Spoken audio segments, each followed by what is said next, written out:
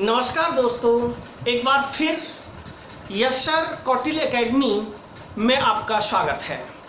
दोस्तों, हम आज विद्युत रसायन लेसन नंबर 3 का विद्युत चालकत्व, विशिष्ट चालकता, मोलर चालकता आदि विभिन्न चालकताओं के विषय पर आपको एक्सप्लेन करेंगे। तो बहुत ही इम्पोर्टेंट टॉपिक है इस पार्ट का, तो आपको याद रखना है। वैद्युत अपघटनी विलयनों में ये टॉपिक है, वैद्युत अपघटनी विलयनों में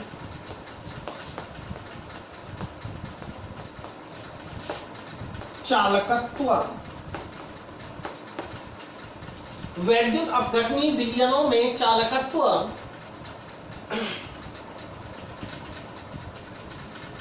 देखिए, सबसे पहले आपको किसी भी प्रकार को समझने के लिए आपको ओम का नियम, फिजिक्स में आपने पढ़ा होगा, ओम का नियम आपको पढ़ना पड़ेगा।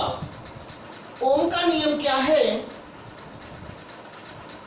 सब जितने भी चालक होते हैं ना, ओम का नियम क्यों पढ़ना पड़ेगा? दोनों प्रकार के चालक ओम के नियम का पालन करते हैं। किसी चालक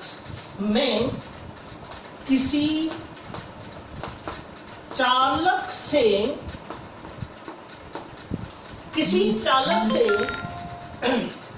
प्रवाहित होने वाली विद्युत धारा, प्रवाहित होने वाली विद्युत धारा, प्रवाहित होने वाली विद्युत धारा I, विद्युत धारा I, उस पर प्रयुक्त वोल्टता, उस पर प्रयुक्त वोल्टता, वोल्टता को कहते हैं E, तथा प्रतिरोध, तथा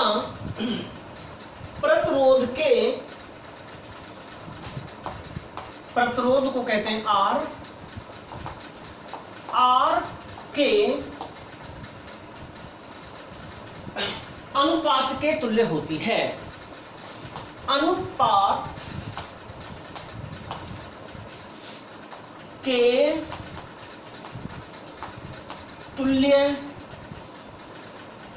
के समान होती है। ये ओम का नियम है बेटा। क्या होती है?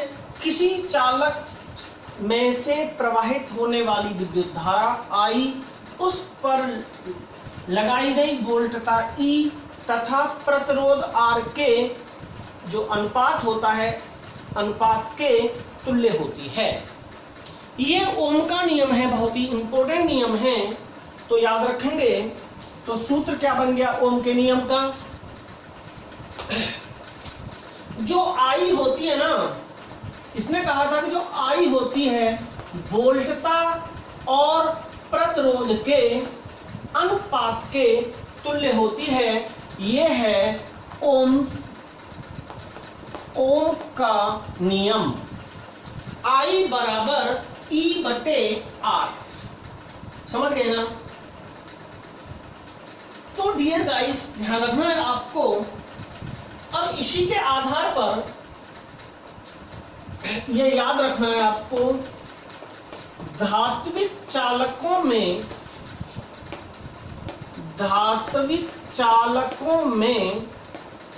प्रतिरोध R, चालकों में प्रतिरोध R का मान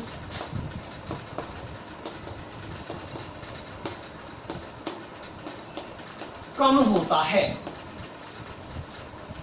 ये आपको बात याद रखनी है। जो धात्विक चालक होते हैं, मैंने 2 प्रकार के चालक बताए थे, उन चालकों में R का मान कम होता है। तो गाइस ध्यान रखना है,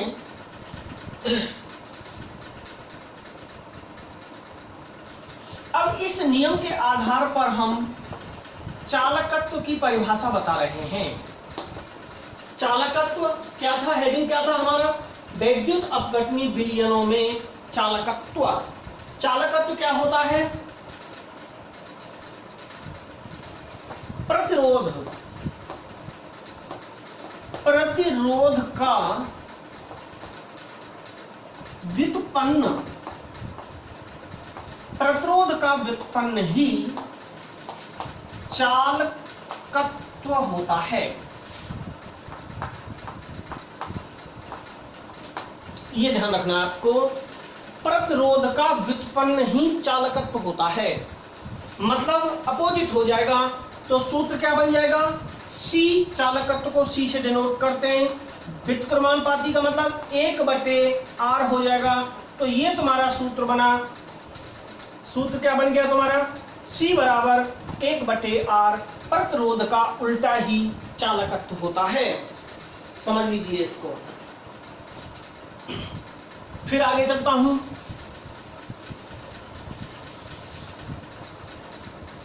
तो बेटा थोड़ा स्पीड से चलना पड़ता है। अब चालकत्व की इकाई क्या हुई,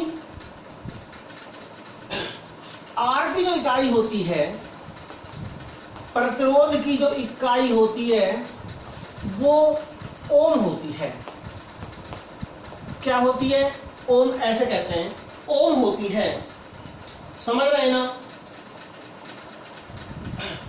इसलिए चालकत्व की इकाई, चालकत्व की इकाई क्या हो जाएगी बेटा, ओम इनवर्स हो जाएगी कि नहीं हो जाएगी, क्यों हो जाएगी, C बराबर होता है 1/R। R की इकाई होती है ये, तो इसकी अपोजिट हो गई, चालकत्व की इकाई इसकी अपोजिट हो गई। और SI प्रणाली में, SI सिस्टम में ओम इनवर्स को सीमेंस कहते हैं। क्या बोलते हैं बेटा, सीमेंस S कहते हैं। तो याद रखना, SI पद्धति में चालकत्व की इकाई सीमेंस होती है। ओके गाइस,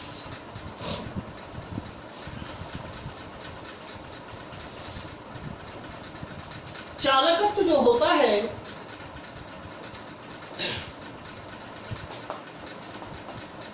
चालकत्व के प्रकार, चालकत्व के प्रकार, देखिए चालकत्व ये होता है, कई प्रकार का होता है। सबसे पहला होता है चालकता, इसी को कहते हैं, पूरा नाम होता है इसका विशिष्ट चालकत्व।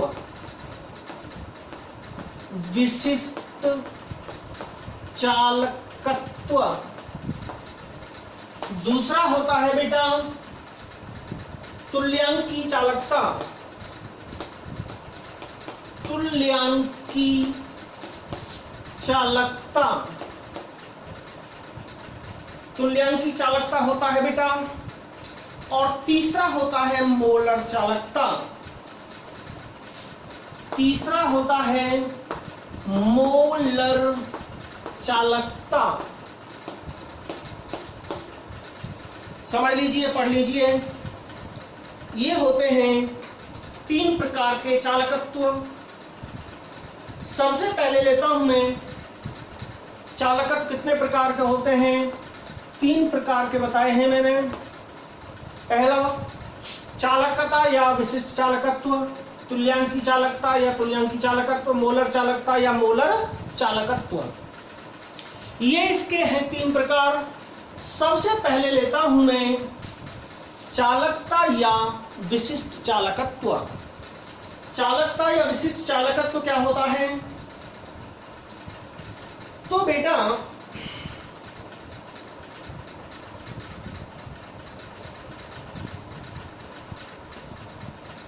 इसके लिए थोड़ा सा डेरिवेशन आपको करना पड़ेगा, जो मैं आपको बताने वाला हूं।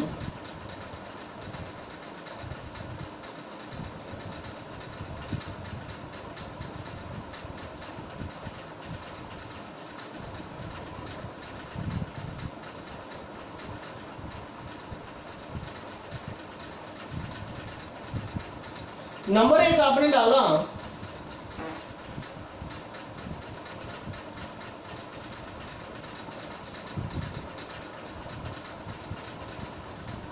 सबसे पहले इसे समझने के लिए आपको विशिष्ट प्रतिरोध को समझना पड़ेगा। अगर आप विशिष्ट प्रतिरोध को समझ गए तो आप पूरी बात समझ जाएंगे। जब किसी समान अनुप्रस्थ काट वाली चालक क्षण में विद्युत धारा प्रवाहित की जाती है तो क्षण का प्रतिरोध R जब किसी समान अनुप्रस्थ काट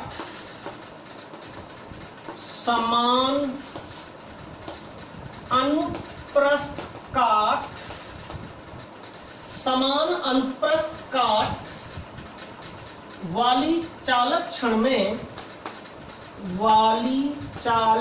क्षण में विद्युत धारा प्रवाहित की जाती है। क्षण में विद्युत धारा प्रवाहित की जाती है, विद्युत धारा प्रवाहित की जाती है तो क्षण का प्रतिरोध,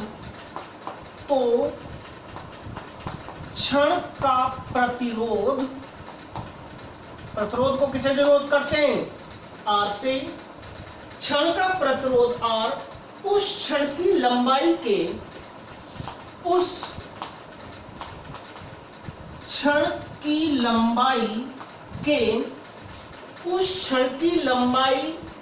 के अनुक्रमानुपाती, क्षण की लंबाई L के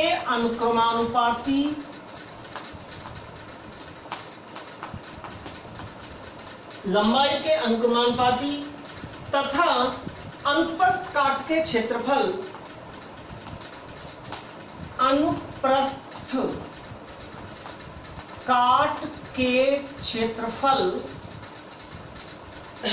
के व्युत्क्रमानुपाती होता है। समझ लें इसको। विशिष्ट प्रतिरोध समझा रहा हूं पहले। जब किसी समान अनुप्रस्थ काट वाली चालक क्षण में विद्युत धारा प्रवाहित की जाती है तो क्षण का जो प्रतिरोध होता है उस क्षण की लंबाई L के तो अनुक्रमानुपाती होता है और अनुप्रस्थ काट के क्षेत्रफल के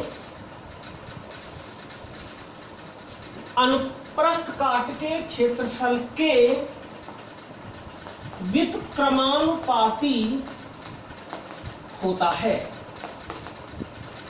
व्युत्क्रमानुपाती होता है तो तुम्हारा सूत्र क्या हो जाएगा? जो प्रतिरोध होता है L के तो समानुपाती होता है तो ये तो ऊपर चला जाएगा और क्षेत्रफल को A से डिनोट करते हैं, वो व्युत्क्रमानुपाती होता है, नीचे आ जाएगा। अब जब इस चिन्ह को हटाएंगे हम तो एक कांस्टेंट लगा देंगे, तो ध्यान रखना बेटा यहां रो कांस्टेंट लग जाएगा। R is equal rho L upon A। ये तुम्हारा जो यहां रो है इसी को कहते हैं स्थिरांक है, चालकता का विशिष्ट प्रतिरोध भी कहते हैं इसको। इसी को कहते हैं बेटा विशिष्ट प्रतिरोध। तो मैंने क्या कहा था अभी? विशिष्ट प्रतिरोध क्या होता है? ये है। और बेटा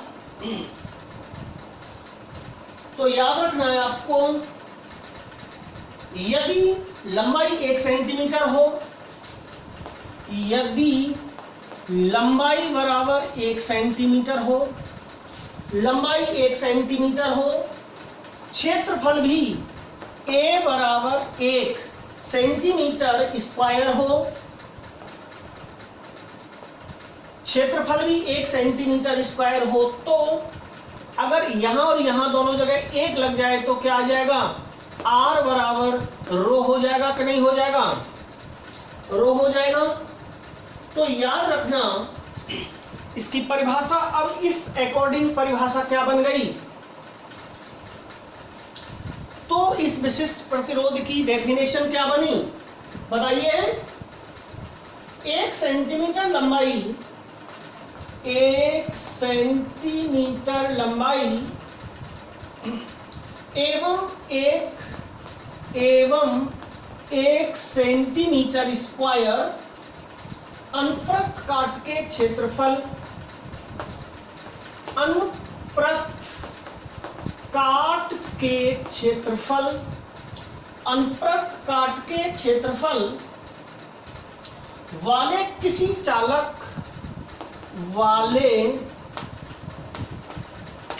चालक प्रतिरोध को ही विशिष्ट प्रतिरोध कहते हैं। विशिष्ट प्रतिरोध कहते हैं। तो गाइस याद रखना है आपको, विशिष्ट प्रतिरोध का व्युत्क्रम, अब याद रखना आपको, विशिष्ट प्रतिरोध का व्युत्क्रम चालकता या विशिष्ट चालकत्व, एक ही बात है, विशिष्ट चालकत्व कहलाता है। विशिष्ट प्रतिरोध का व्युत्क्रम ही क्या कहलाता है, इसे कप्पा द्वारा प्रदर्शित करते हैं। किसको? विशिष्ट चालकता को। इसे, ये मूंछ वाला के याद रखना है, क्या बोलते हैं इसको? कप्पा द्वारा प्रदर्शित करते हैं। कप्पा, विशिष्ट चालकता को कप्पा द्वारा प्रदर्शित करते हैं। और कप्पा क्या होता है? विशिष्ट प्रतिरोध का व्युत्क्रम होता है। तो सूत्र क्या बन गया बेटा आपका? तो सूत्र बन गया कप्पा बराबर 1/ρ। बन गया कि नहीं बन गया? इसलिए कप्पा बराबर 1/, ये बन गया।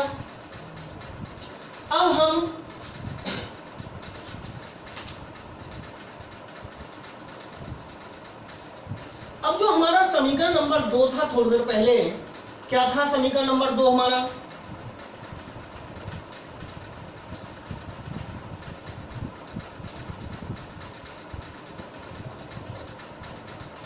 तो देखिए 1/ρ, हम सभी जगह 1 लगा रहे हैं। 1/ρ बराबर क्या हो जाएगा?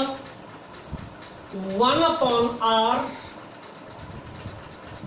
इंटू L/A हो जाएगा कि नहीं हो जाएगा? देखो क्यों हो जाएगा, अभी हमने बताया था कि R बराबर होता है रो, और R का मान हमारा ये था, तो हमारा ये आ गया 1/ρ बराबर 1/r इंटू L/A। अब हम, और ये किसके बराबर था, इसलिए 1/ρ इसकी जगह पे 1/r की जगह क्या आ जाएगा? C आ जाएगी कि नहीं? C इंटू L/A आ गया कि नहीं आ गया? अरे चालकता बराबर होती है 1/r, ये हमने ये मान लगा दिया इसका, यहां समझे इसको। तो इस सूत्र के द्वारा हमारे, अब हम मान लगा दें यहां, तो क्या हो जाएगा बताइए? सेल जो स्थिरांक होता है, सेल का जो स्थिरांक होता है, इसे कहते हैं x। x बराबर होता है L/A, ये याद रखना आप। इस सूत्र में लगा दें हम, L/A का मान यहां लगा दें, तो कप्पा बराबर क्या आ जाएगा बताओ? ये कप्पा हो जाएगा। तो कप्पा बराबर क्या हो जाएगा? C